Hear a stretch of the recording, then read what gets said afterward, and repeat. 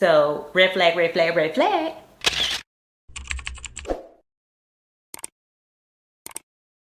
Hey y'all, welcome and/or welcome back to my channel. My name is Janae, if you didn't know, and today's video is another true crime episode. So if you're ready, let's go. All right, so no long intro today. We just jumping straight into the case. And if you've been rocking with me for a little minute now, then you already know that we are going from the countryside to the cities of America in alphabetical order. So from Alabama to Wyoming. And today we are in Michigan with a woman named Linda Sue Jacobs. She was born on April 15th, 1957 in Three Rivers, Michigan to her parents, Evelyn and Paul Jacobs. She was one of three kids. She had a brother named Steve and she had a sister named Donna. And like I said, she was born and raised in Three Rivers. This is a very small rural area. In 2020, the population is said to have been 7,973, so roughly 8,000 people, and that's not a lot of people. So I can only imagine what the population might have been in the 50s and 60s when she was growing up. And from everything that I was able to gather, it appears as though Linda grew up on a farm because her dad owned and managed a dairy farm. And from all of the things that I've heard about farmers, farm life from back then and even now, a farmer don't have no problem putting their kids to work. So I'm inclined to believe that Linda and her siblings were out there working on the farm and milking cattle and taking care of cattle and feeding them and doing whatever it is that dairy farmers do. Yeah, I really do just love hearing about people who worked on the farm as kids and stuff, because I always wanted to farm myself. I still want to farm to this day, but nothing major, nothing too extravagant. I just want a couple chickens, some goats. Like I said, nothing major, and I feel like some chickens and some goats is reasonable. But Jason said that I cannot have a farm because I was not built farm tough. And he probably right. But so what? I still want a farm. Anyhow, when Linda was 11 years old, her dad ended up starting his own business, and he opened this business with his son, Stephen. It was an excavating company that he named Jacobs Excavating. And I say all that about her dad to say that Linda was no stranger to hard work. Linda knew what it was to build something from the ground up and to work for what she wanted. Now, a little bit later on in her life, Linda would meet a man named Clifford Bruce Van Busker, but he went by Bruce. So for the rest of the video, I'm gonna just call the man Bruce. And Bruce was a Three Rivers police officer. And in 1977, when Linda was just 20 years old, she and Bruce would get married. And the couple would go on to have two daughters. And for a while, the marriage was good. But as these stories typically go, as the marriage moved along, things started to fall apart because somebody kept on cheating. Now, it was never said who that somebody was, but whichever one of them it was, the other one said that they had enough, and the two of them ended up separating. And as we all know, divorces can be real messy. And that was the case for Linda and Bruce's divorce. They ended up going through a very contentious custody battle for the girls. And with the divorce and everything that was going on, life was just altogether tough for Linda. She was divorced. She was a newly single mom. She didn't have a job. She didn't really have nowhere to stay. Like, life was just lifing for Linda after her divorce. But luckily though, her parents was a great source of support for her, and they were there to help out whenever and however she needed them to. And also there was a church friend that they had named Jim who also stepped in to help Linda in her time of need, because he was, I think he was an over-the-road trucker or something like that. Whatever he did, he was out of town most of the time. So he offered Linda his home to rent while he was out on the road. And he said that when he comes back, if it's okay, he could just stay with her parents, Linda and Paul. And Linda and Paul was cool with this. They was like, okay, bet, you gonna give our daughter a place to stay and you just need to stay with us every once in a while? Okay, bet, no problem. So that's what they did. Linda lived in Jim's house, paid him whatever she could, and then when Jim was back in town in Three Rivers, he would stay with Paul and Evelyn. Everything had kind of just started falling into place for Linda. And even though she didn't have a job, but that don't mean she wasn't making no money, because Linda was a hustler, homie, okay? So in order to have some type of income, Linda started a lemonade stand with her girls, and she also sold baked goods out of her home. And her main source of profit was selling loaves of bread that she would bake. So all the townspeople, they wasn't going to the local stores to grab no bread. They was getting it from Linda. So yeah, even without a job, Linda was making it happen for her and her girls. But being a single parent, hell, being a parent at all, can sometimes be overwhelming. And every now and again, Linda enjoyed a little bit of time to herself. So whenever she was able to, she liked to go on walks. She would take the kids over to her parents' house and she would head out on her walk to enjoy nature, clear her mind, just decompress from whatever she needs to decompress from. And on March 26, 1985, it was routine as usual. Linda took the kids to her parents' house and she headed out on her walk at roughly 3:30 in the afternoon. Now, time starts ticking and Linda is not returning around her usual time to come pick up the girls. I don't believe that there was initial panic. However, once the sun started to set and it started to get dark and there was still no sign of Linda coming to pick up her kids, that's when Evelyn and Paul was like, oh, hell no. Because this was not like Linda. Not like Linda at all. Because you see, Linda had always been a good girl. She stayed in church. She was never in any trouble, even growing up as a teenager. She didn't smoke. She didn't drink. Very much not rebellious at all. So it wouldn't fit Linda's character to just run off. Especially not run off and leave the kids. So yeah, once it started getting dark, that's when Paul and Evelyn started calling around their friends and neighbors to see if anybody had seen or heard from Linda. And once they realized that nobody had seen or heard from her, they called the police. And a lot of the times in these cases, we hear police say, oh, they're grown. They probably wanted to disappear on their own. Wait 24 hours. They probably not missing, blah, blah, blah, blah, blah. Well, the Three Rivers police, they didn't hit them with none of that. They was like, okay, bet, what's going on? When the last time you seen her, what she was wearing, what she looked like, yada, yada, yada. So Paul and Evelyn provided a description of Linda, saying that she was 26 years old, 5'10", and had dark brown hair. And they also tell them that she was last seen wearing a green shirt, blue jeans, and blue shoes. And then they provide them with a picture. And all of this information, along with the picture, will be used to create Linda's missing persons poster.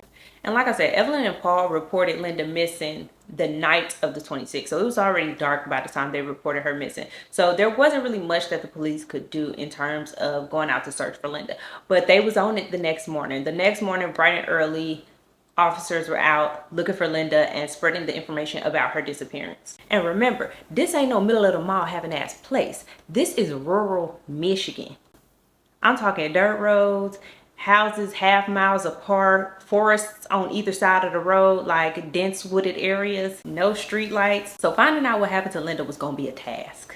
But it's not a task that they wasn't up for, you know? So yeah, they just hit the ground running and started talking to the people who lived along the path that Linda would have walked. And a couple of them said that they had seen Linda pass by their house, but this wasn't anything unusual. They would often see her walk past their house whenever she would take her walks. But other than just seeing her pass by their house, they really didn't have any more information. But luckily though, they did end up coming across a house that they would get a tip from. So the man who lived there said that the day prior, so the day of the disappearance, when his son had gotten home from school, his son heard a gunshot and ran to the top of the hill to have a little look-see, basically to be nosy. And see, this is how you know that this is a rural area, because he heard gunshots and his first instinct was to run to the top of the hill so he could see, I don't know what he wanted to see, but to go towards the gunshots. This is some rural-ish, because my little city ass, at least in the cities that I know, there's only one of two things that people gonna do, possibly three. Number one, mind your damn business. Number two, if the gunshots seem close enough, you gonna get on the floor. And number three, if necessary, you gonna call the damn police. Nonetheless, we're glad that this 10-year-old did what he did. Let's continue. So yeah, the kid whose name is Frank Todd Terrell, who went by Todd, he went up the hill being nosy, like I said, and his dad told the police that Todd told him that when he went up the hill, he saw a man dragging a deer out of the ditch and putting it in his car. And again, this was nothing out of the ordinary. The dad didn't think twice about it, and neither did Todd, because this happens all the time. However, once the police came to his house, he kind of was like, oh, well, maybe let me just tell you about this just in case. So even though Todd thought it was a deer, the police wanted to question him just a little bit more, just to be sure. And so with his parents' permission, the police recorded a statement from Todd. And in this recorded statement, Todd gave a description of the man and he described the car as a dark hatchback. And after they got his statement, they asked Todd to take them to where he was standing and show them where the car was. And so he did that. They recorded all of this as well. And in the video, you can see Todd standing at the top of a hill and like right across through like a little bit of trees, it's not too many, you can see the road. And then they went over to the area where Todd said that he saw the man and the car. And while they were searching that area, they came across a small spot of blood. Now remember, this is 1985. DNA is not a thing. The first case that was solved using DNA wasn't until a year later in 1986, and it wasn't even in the US, it was in the UK. So we over here in America are just clueless about DNA at this point. So they can't test it to see whose blood it is, but what they can do is test it to see if it's human or animal. So they collect a little sample of the blood and they send it off for testing.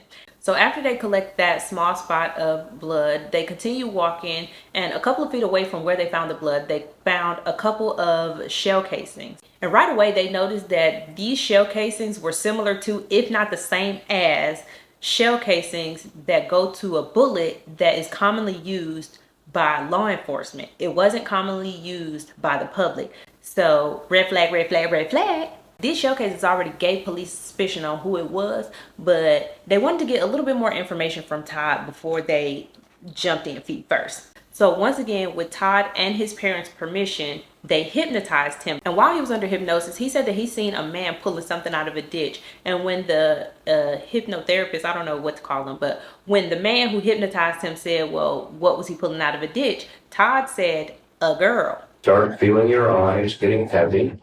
Tell me everything that you see. A guy pulling something out of the ditch. What was he pulling out of the ditch?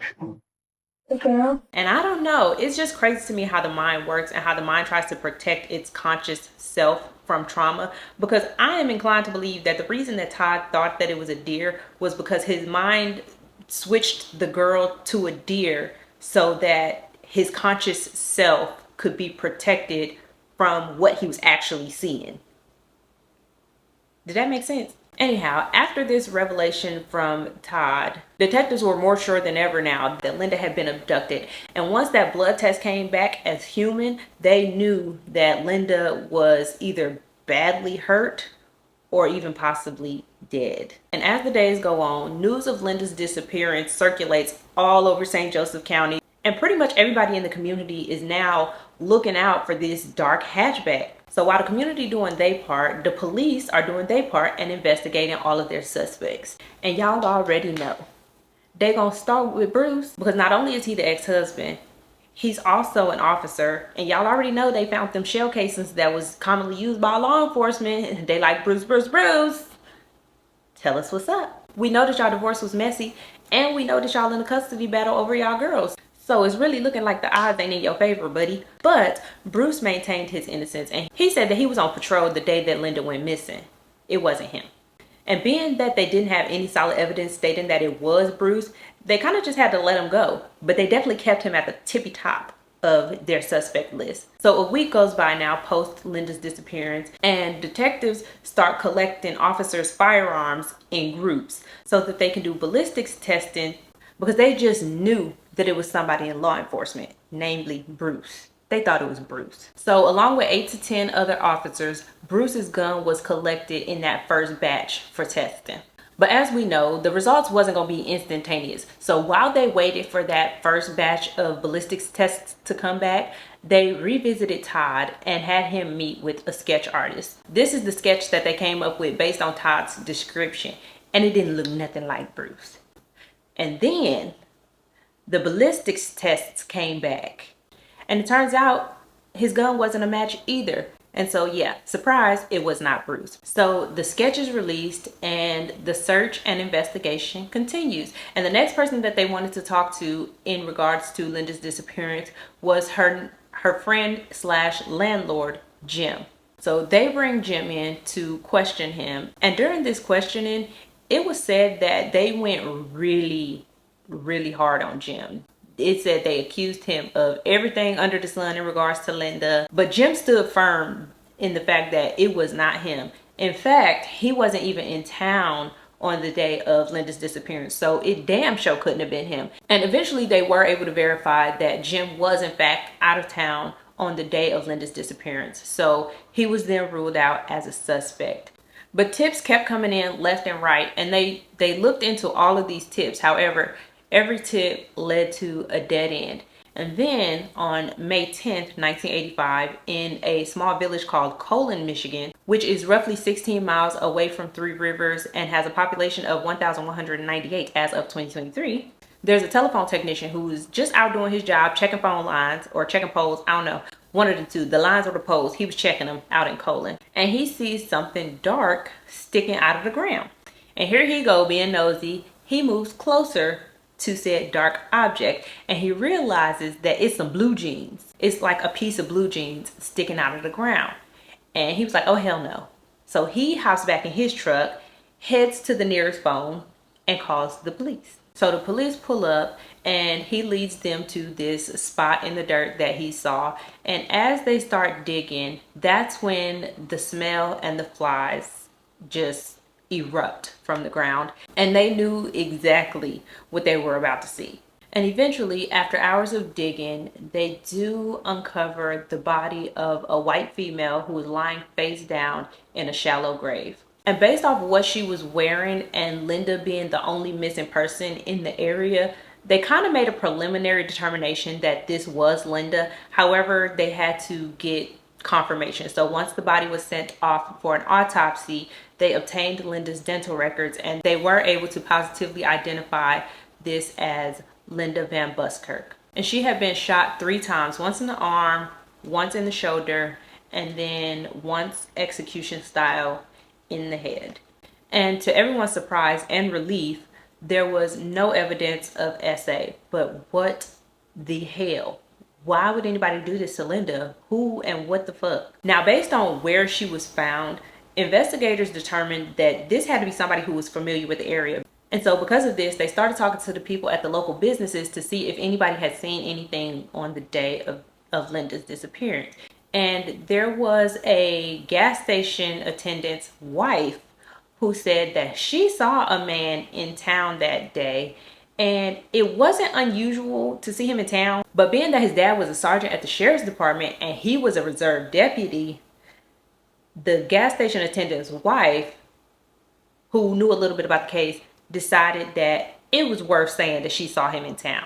And the man who she saw in town that day was Ricky Moore. And detectives learned that he would in fact be familiar with that area in Colon, because even though he lived with his parents in Three Rivers, his parents also had a cabin that was in Colon. And based off of this information, they go and talk to Ricky. And Ricky's very cooperative.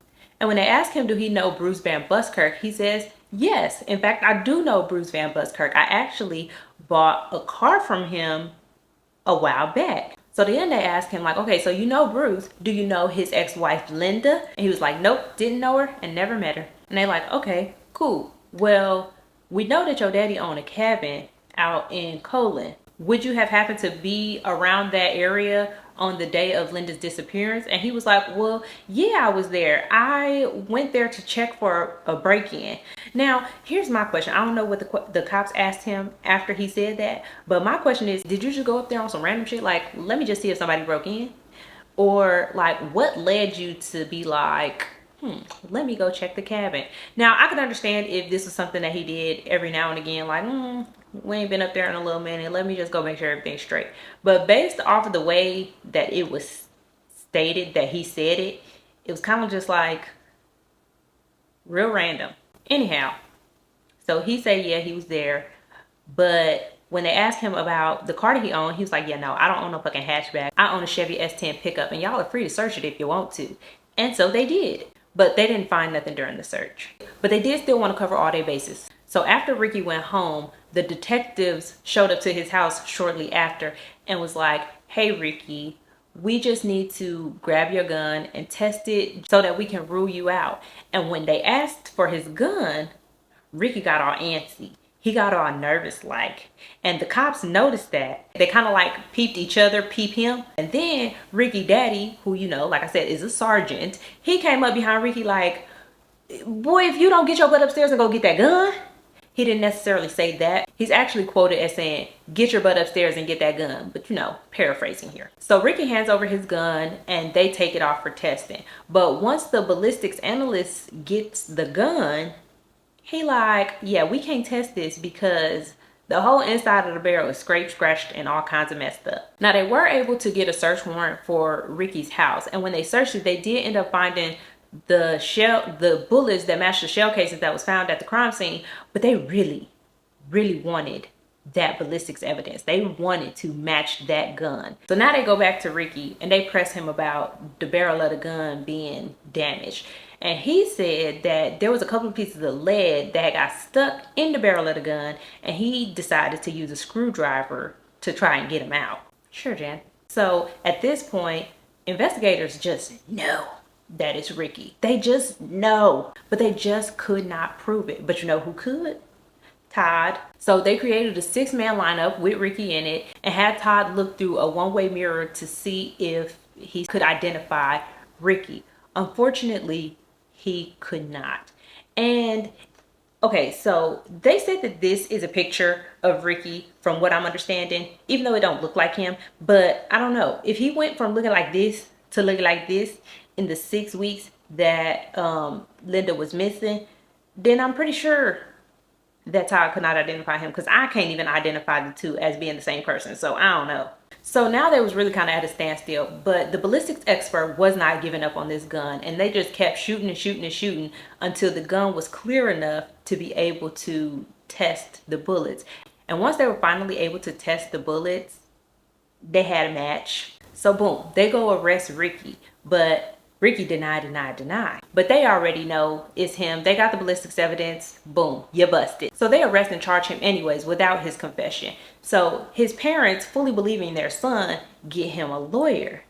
And I don't know if it was the lawyer idea or if it was Ricky's idea, but Ricky agrees to take a polygraph test. And he failed. And at the end of the polygraph test, the polygrapher, I don't know, looked at him and said, "I just don't understand. Why'd you do it?" And Ricky didn't respond to him. But when his lawyer and his daddy walked in the room, oh baby, Ricky let it loose. He started crying, wailing, bawling. The investigators could hear it from outside the room. He just kept saying, I'm sorry, essentially confessing to his lawyer and his daddy. So Ricky ended up pleading not guilty by reason of insanity, and he waived his right to a jury trial. He said, nope, no jury, judge only. And so the prosecution presented their case to the judge, and because they never really got an explanation, they were only able to theorize what happened.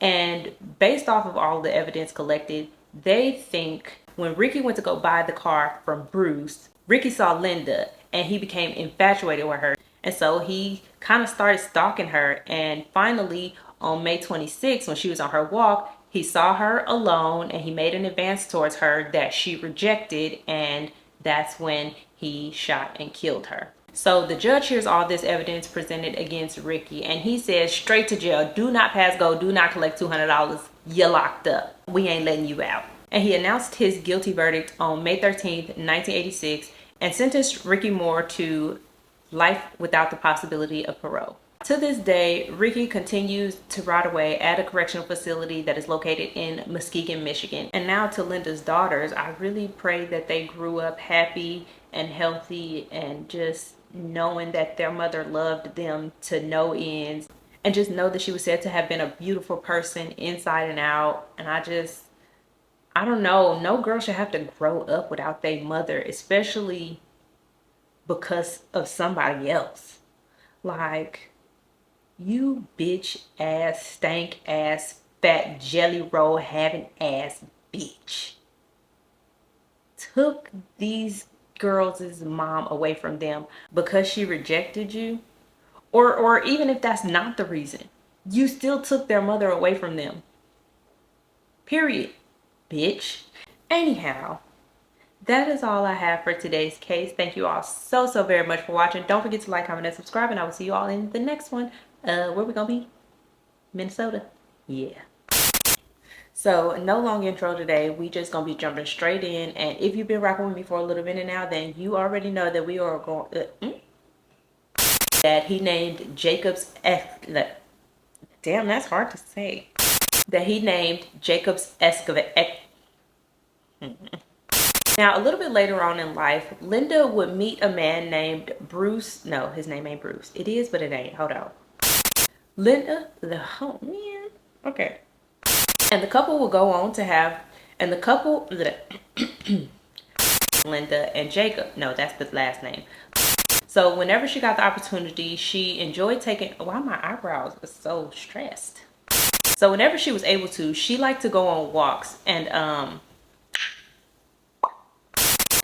that's when Evelyn and I keep wanting to call that man Jacob. That is a last name. His name is Paul. Ooh. Hey now, all-star. All right, let's go. Let's get our game on. Let's go play.